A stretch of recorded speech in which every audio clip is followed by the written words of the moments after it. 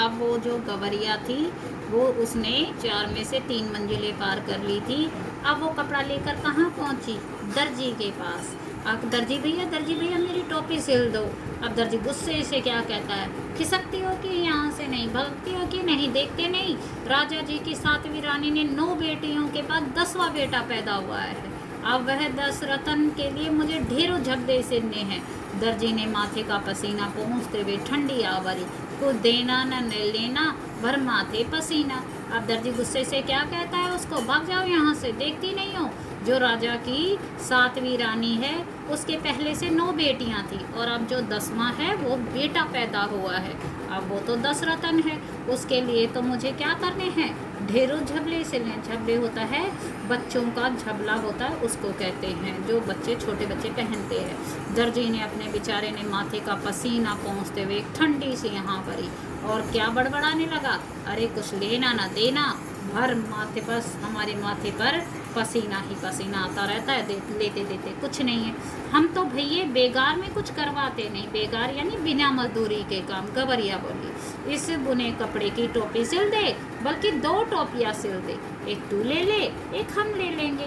अब वो क्या कहती है, भैया मैं तो फ्री में कुछ नहीं करवाऊंगी। गवरिया ने कहा, इस बुने हुए कपड़े की अगर तू टोपी सिल देगा, बल्कि एक नहीं 2 सिल दे, एक तू ले लियो और एक मैं ले लूँगी। मुँह मांगी मजदूरी पर कौन मुझे तैयार ना होता।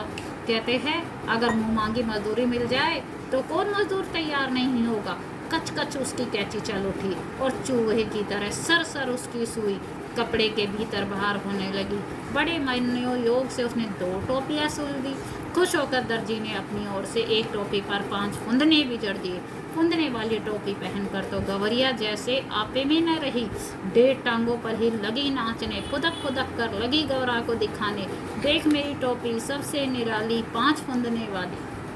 कहता है जब उसको अपनी मजदूरी मिल रही थी अच्छी तो उसने क्या किया, फटाफट कैंची से कचकच करके काटा और चूहे की तरह सर सर करके कभी ऊपर सुई आती कभी अंदर आती, फटाफट उसने बड़े मनोयोग से, मनोयोग होता है मन से, उसने 2 टोपियाँ सिल दी। खुश होकर दर्जी ने अपनी ओर से टोपी पर क्या कर दिए, 5 फुंदने भी लगा दिए, यानी लटकने वाले जो बेल टाइप कहता उसने वो भी जड़ दिए। फुनने वाली टोपी पहनकर तो गवरिया जैसे अपने आप ना रही, उसका तो बस खुशी का कोई मुकाबला ही नहीं रहा। अपने टांगों पर 1.5 टांगों पर वो नाचने लगी, फुदक फुदक कर लगी गौरा को दिखाने, देख मेरी टोपी सबसे निराली 5 फुंदनों वाली। अब वो कहता है गौरा, आखिरकार गौरा को कहना पड़ा, अरे वाकई सही में तू तो रानी जैसी लग रही है। रानी नहीं राजा कहो मेरे राजा। गवरियाँ ऊंचा उड़ने लगी, अब कौन राजा मेरा मुकाबला करेगा। टोपी पहनकर वो गवरिया क्या कहती है, रानी नहीं कहो मुझे, मुझे तो राजा कहो मेरे राजा। अब मेरा मुकाबला तो कोई कर, मुकाबला यानी बराबरी तो कोई कर ही नहीं सकता। टोपी पहनते ही उसके मन में एक नए हुलस ने जोर मारा कि क्यों ना इस मुल्क के राजा का भी एक बार जायजा लिया जाए, जिसके लिए इतने सारे काम होते हैं। हुलस यानी खुशी में, जायजा यानी देखना। उसने टोपी पहनते उसके मन में एक खुशी हो गई और उसने जोर मारा तो उसने कहा, क्यों ना मैं इस मुल्क के राजा का एक बार जायजा लेकर देखूं, यानी देख कर आऊँ कि किसके लिए इतने सारे, इतने यानी बहुत सारे काम किसके लिए हो रहे हैं। उड़ते उड़ते वो राजा के महल के कंगूरे पर जा बैठी। कंगूरा यानी चोटिया शिखर कहते हैं। उड़ते उड़ते वो कहाँ पहुँच गई, राजा के महल के शिखर पर पहुँच गई। देखो ये शिखर पर बैठी हुई है, यहाँ ये पूरे दिख रहे हैं। उसी वक्त राजा अपने चौबारे पर टहलवों से खुली धूप में फुलेल की मालिश करवा रहा था। टहलवे होते हैं नौकर। देखो इसमें ही साफ दिख रहा है फोटो में, चिड़िया यहाँ, ये गुरैया यहाँ बैठी है और राजा यहाँ बैठा है। अपने जो है नौकरों से वो क्या करवा रहे हैं, खुली धूप में बैठकर फुलेल की मालिश करवा रहे हैं। राजा उस वक्त नंगा बदन और नंगे सिर था, ना उसके शरीर पे कपड़े थे और ना जो है उसके बदन पर कपड़े थे। एक टहलवा जो है, एक टहलवा सिर पर चंपी कर रहा था। एक नौकर क्या कर रहा था, सिर पर फुलेल की यानी खुशबूदार तेल की चंपी कर रहा था। तो दूसरा हाथ पाँव की उंगलियां फोड़ रहा था। उंगलियां फोड़ यानी खींच रहे कर ऊपर नीचे कर रहे थे। तो तीसरा पीठ पर मुक्की मार रहा था। तो चौथा पिंडली पर गुद्दी काट रहा था। गुद्दी काट यानी थकान निकालना। तो देखो 4 नौकर लगे हैं, एक उसके सर में चंपी कर रहा है, दूसरा उसकी उंगलियों को फोड़ रहा है, तीसरा उसकी पीठ को वो सहला रहा है, चौथा उसकी थकान निकाल रहा है। गवरिया जो थी कंगूरे पर से ही चिल्लाई, यानी चोटी है गवरिया जो थी शिखर पर से ही क्या चिल्लाई, मेरे सिर पर टोपी, राजा के सिर पर टोपी नहीं, राजा के सिर पर टोपी नहीं। वो बैठकर क्या कहती है, अरे मेरे सिर पे तो टोपी है, लेकिन राजा के सिर पे तो टोपी ही नहीं है, राजा के सिर पे तो टोपी ही नहीं है। मालिश करवाते राजा की नज़र गवरिया से टकरा गई। गवरिया के सिर पर फुंदनेदार टोपी देखकर उसकी अकल चकरा गई। वह तो लगातार रटे जा रही थी, मेरे सिर पर टोपी, राजा के सिर पर टोपी नहीं। अब जब मालिश करवा रहा था तो राजा, तो उसकी नज़र किस पर गई, गवरिया पर।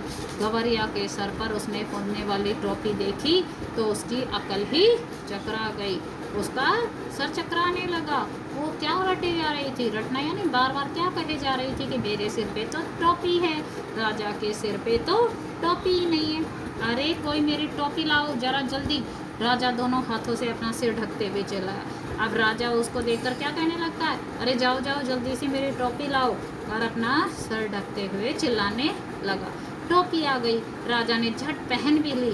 देख रही फतगुद्दी, फतगुद्दी यानी ये छोटी छुड़िया, देख मैंने मेरे सिर पे टोपी पहन ली है। अब वो क्या बोलती है गवरिया, मेरी टोपी में 5 फुंदने। गवरिया ने अब दूसरा ही राग अपना शुरू कर दिया, राजा की टोपी में 1 भी नहीं, मेरी टोपी में 5 फुंदने, राजा की टोपी में फुंदने नहीं। अब वो आगे क्या कहना शुरू कर देती है, अरे मेरी टोपी में तो 5 फुंदने हैं, लेकिन राजा की टोपी में तो 1 भी फुंदना नहीं है।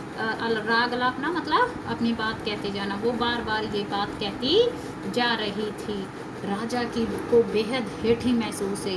हेठी का मतलब होता अपमान। राजा को इस बात से बहुत ही बड़ा अपमान महसूस हुआ। इस मुल्क के महाबली राजा के सामने एक चिड़िया की ये मजाक, वह बुरी तरह बिगड़ गया। इस पदबुद्धि की गर्दन मसल दो, पंख नोच लो, सिपाहियों देर ना करो। अब वो अपने सिपाहियों को क्या आदेश देते हैं, आके इस चिड़िया को क्या कर लो, इसकी गर्दन ही मसल दो, इसके जो पंख हैं वो नोच लो और इसको पकड़ लो। राजा बड़ा गुस्से में आ गया।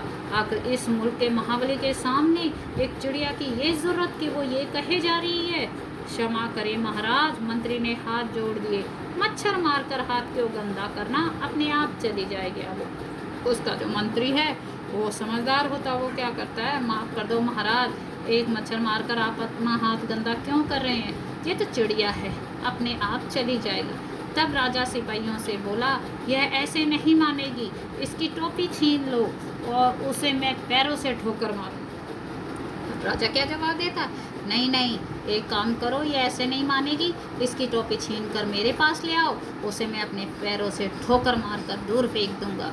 एक सिपाही ने गुलेल मारकर गवरिया की टोपी नीचे गिरा दी। गुलेल होता है एक चमड़े की जिससे पत्थर रख कर मारा जाता है। एक सिपाही ने क्या किया, उस गुलेल से मारकर गवरिया की क्या कर दी, टोपी नीचे गिरा दी। तो दूसरे सिपाही ने झट वो टोपी क्या कर ली, लपक ली यानी पकड़ ली और राजा के सामने पेश कर दी और प्रस्तुत कर दी। राजा टोपी को पैरों से मसल नहीं जा रहा था कि उसकी खूबसूरती देखकर दंग रह गया। कारीगरी के इस नायाब नमूने को देखकर वह जड़ हो गया।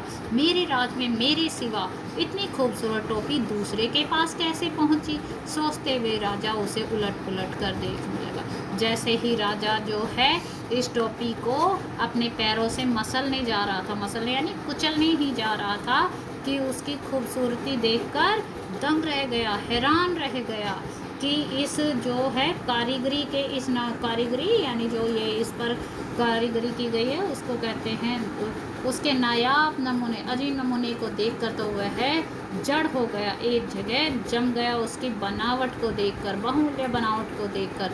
मेरे राज में मेरे सिवाय इतनी सुंदर टोपी किसी दूसरे के पास कैसे पहुंचती, सोचते हुए राजा ने क्या किया, उस टोपी को उलट पलट कर देखना शुरू कर दिया, ऊपर नीचे करके देखना शुरू कर दिया।